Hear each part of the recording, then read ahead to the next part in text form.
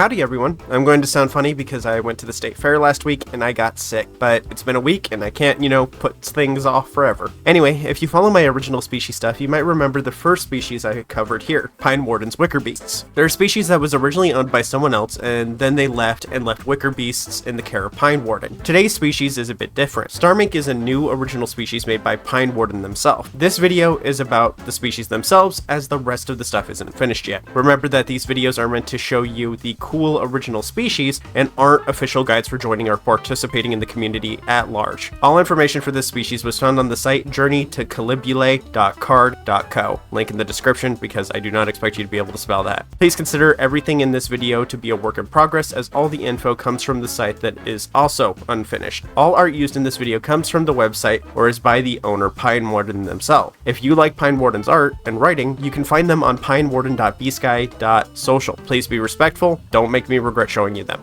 Starmink biology. Starmink have a handful of traits that make them easy to identify. Many members within the species will have 4 or more eyes, antenna, which makes sense, how else would you know that they're aliens, 4 vents on their chest with 2 on each side, and a cosmos fragment, a gem laid in their back that helps give the Starmink mastery over certain domains such as fire, nature, earth, water, electricity, air, ice, and poisons, with yet more that are much less common. Most other traits of a Starmink can vary or have variation amongst other Starmink. Don't worry, I'm going to go into more detail. I just didn't want to make you wait to see one and their unique traits. We're going to start from the head and work our way down, describing the variations and different aspects of their physical attributes. Antenna. All Starmink have antenna on their dome piece. They're needed for communication between individuals as well as detects vibration in the environment. Ears. Starmink ears come in a wide variety of variations both in shape and in number. It's not odd to find many Starmink with 2 pairs of ears, but it's rare to find them with 3 or more. A third pair is seen as having a distinctive royal-like presence to them. Typically, long ears is one of the defining physical traits of a Starmink, but they come in a variety of sizes and shapes. All of the ones shown have a wing or fin-like shape to them. Eyes. Starmink can have anywhere between 2 and 6 eyes. The more eyes, the more improved sense of sight and increased depth. Those with 4 or 5 eyes have a near 360-degree vision. All Starmink eyes will glow faintly and reflect the light. As you probably remember from Wickerbeast, for many people, their main defining feature was their eyes that didn't have pupils. Starmink have much more variety in their eye types. Head shape. Starmink head shapes are primarily defined by their snout and snout length. Many attributes of Starmink are based on rabbits. Those with longer and thinner snouts are seen as having delicate and graceful features and give off an air of regality. The length has its benefits aside from just vibes though. Longer snouts mean an improved sense of smell and breathing ability. Those with shorter snouts more closely resemble rabbits. This gives them a sort of squished appearance, but this trait makes them more approachable and less intense than the longer snout version. The shortness of the snout also lends to a more friendly and youthful appearance, but comes with pug breathing as they age. Mouth. Starmink have strong jaws that can exert a bite force of 1,100 psi to 2,200 psi, depending on size. For reference, a polar bear's bite can reach 1,200 psi and a hippo reaches 2,000. The largest Starmink can crush stronger than a hippo. A hippo can crush a person in half. So expect similar from big Starmink. PSI isn't the only thing behind crush force though. If something had sharp teeth, you wouldn't need as much force to get through something like a person. Starmink tongues can be rounded or forked and extend to as long as 9 inches. A French kiss with a Starmink might result in them stealing the meal you just ate right from your stomach. Don't worry, they might eat you first instead, as they're opportunistic carnivores. They'll eat primarily meat with teeth to match the job, but will also eat veggies if meat is not on the menu. Their teeth can be white, cream, or black. Paws. I just did maws, so of course paws was next. Starmink hands are hand paws with pads on their palms. These paw pads cushion their impact with the environment, reducing strain on their joints. Their pads are also heat resistant due to the secretion of a waxy substance. The wax takes on the majority of the heat, preventing their paws from being burned and reducing the chance of permanent injury from thermal exposure. The texture of their paws also enables them to have improved traction on slippery surfaces. The paw pads themselves come in 2 versions, one where each digit and palm has a bean, or the entire palm or base of their foot is covered in a single uniform pad. Cosmos fragments. Buckle up, this is the long and weird part. Starmink use magic, and this gets into the universe's magic system. Most Starmink come with a gem in their back along along the spine between their shoulder blades. These stones can come in any shape or size and can appear in a trio. These stones are called cosmos fragments. The stones on their back represent an elemental connection and mastery over a given element. In addition to the elements supplying magical ability, the Starmink are capable of employing psionic energy to help manifest and manipulate this magic. If a Starmink has a single fire stone, they have a basic level of fire manipulation and mastery. If they have 2 fire stones, they have an intermediate level of use, and 3 is full mastery. Starmink can also mix and match stone, so having 2 fire and 1 ice would mean that their abilities have a preference leaning towards fire while still being capable of manipulating ice. The color of the stones can vary, but have some rules for appearance. The example used is that fire is restricted to shades of red, but can't be pink because pink would belong to a different element's domain. The first set of fragments consist of the basic and advanced elements that make up the world. Fire allows a user to create flames from their palms and mouth. In addition to the Starmink's natural resistance to heat, the fire fragment boosts that resistance further, allowing them to withstand extremely high heat for much longer. Nature is a little less straightforward. A Starmink using nature fragments might be able to use Leech Seed, Giga Drain, or Vine Whip, or they may be able to shapeshift into the local fauna. I had to make one Pokemon joke. Nature fragment users can, in general, just create plant life. Earth pretty much just earthbends, but requires the user to come into contact with the ground. Ocean means the Starmink can create water and can breathe underwater. Static creates electricity, but rather than from the mouth and their paws like water and fire, they can create it from their paws and their fur. Air creates gusts of wind or violent bursts of air from their hands or mouth and may make the Starmink grow wings instead of getting any wind manipulation ability at all. Ice works like fire, but it's ice and low temperature resistance. Finally, venom. They can spit venom and will have saber-tooth-like fangs. Those were only commonly naturally occurring elements. The next 3 are more nebulous in their alignment. Kalimtra Soul allows Starmink to manipulate the dead as if they were puppets, furry necromancy. Starmink with Kalimtra Soul can survive and withstand wounds that would make other Starmink faint, being able to withstand the pain of wounds that would typically expose bone. Remalia's Sight. Many Starmink have psychic powers as is. Remalia's Sight is an extension and boon to these forces, giving the Starmink the ability to communicate via telepathy. Lorelai's Heart. The user can expend their own energy to heal others. Almost done. One more stone left, and that's the big no-no, the Forbidden Fragment, this one is called. This fragment will only be available through raffles, events, and the like. Sakurai's transformation allows the user to be a quadruped. Dang, this was under the Forbidden section? I thought we were going to break some serious rules here, like the power to eat the last slice of pizza or the power to cut in line. Crystal Myocytes. The Cosmos Stones interact with the body through a cluster of cells within the muscle fibers called crystal myocytes. The stone is the source of power, and the myocytes work like a nervous system for the magic to travel along. Vents. They have 4 vents under their chest with 2 on each side. The vents are an important part of not only their respiratory system, but assist in temperature and magic regulation. If you look closely when they breathe, you can see faint wisps of smoke leaving them. If the Starmink doesn't have a Cosmos Stone, their vents are used only to assist in breathing. Tails. Starmink tails, despite not being one of the more defining traits of the species, has some of the most variation of any body part, ranging from furred to scaled, finned to winged, gem-tipped to gooey to phantasmal. Their tails, as is standard with most species, serve to retain balance and help shift the center of their weight. Starmink tails are also prehensile, allowing them to grip, hang, hold, and wield objects with their tail. Every tail is important in its own way and may serve additional functions beyond just the standard benefits of their tail. Body and muscles. Starmink are an anthropomorphic bipedal species and capable of being on all 4s for long and are covered in fur. There are no restrictions on fur styles and patterns. Their muscle structure is complex, but is generally very rabbit-like. They combine strength, endurance, and flexibility to let them handle a wide variety of tasks. The muscles closest to the bone are tight and densely packed, being responsible for the majority of Starmink's voluntary movement. Their leg muscles provide them with the ability to jump high and run fast and long. They also have muscles around their ears, allowing them to support their additional ears along with manipulating them. They're capable of not just tilting each ear, but swiveling and rotating them. With that, it's the end of the Starmink for now. Kind of an abrupt end. There's additional story and lore and details on their environment and mythos, but it's all about half done for now. Starmink aren't ready for the public yet, but you can always follow Pinewarden as they post art of the species as well as art of Wickerbeast. If you want to read up on the species yourself, you can check out the card page. If you're still watching, you're probably pretty big on this stuff. I have a lot more species videos you can see on the end card like Wickerbeast, as well as a playlist with 30 other species, but I don't know how much longer I'll be doing this. YouTube isn't showing me to as many people as they used to, and so ad revenue has taken a massive dive. As such, I almost wasn't able to make rent this month, so I'll be getting a job soon, and I don't know if I'll have the time to do this as much as I have been. Videos will maybe start being once every 2 weeks, and I don't know how often I'll be able to stream. There's not even a guarantee I'll even get a job though, so nothing might change at all. But if you liked my gaming stuff from before, check out Nimsy Nova. A lot of that stuff is getting moved over there, and despite having just 300 subs, it's getting more views than this channel does, so check out Nimsy Nova on the end card too. Before I go, thanks for watching, and thanks to the supporters. People like them are the reason I keep posting. You can become a supporter by becoming a patron on patreon.com/SerasThings, a member on YouTube, by leaving a super, or by buying merch. By joining the Patreon or members for just $1, you get your name read aloud in the credits. So thanks again to Taito Phoenix, Aspirin Artist, Paper, Faye Penguin, Momentary Unicorn, Aurora the Puppy Moth, Sly, Nat, Marius, Yeenie, Worm Syrup, Rask, Ver, Beef, Sly Again, Colorado Blue, Vaderson, Linky, Splackjack, Willie P, Baxter Rabbit, TG Dante, Linky Again, and Malding Brick. I'll see y'all later. I have to go find a landlord that'll accept sunflower seeds as payment.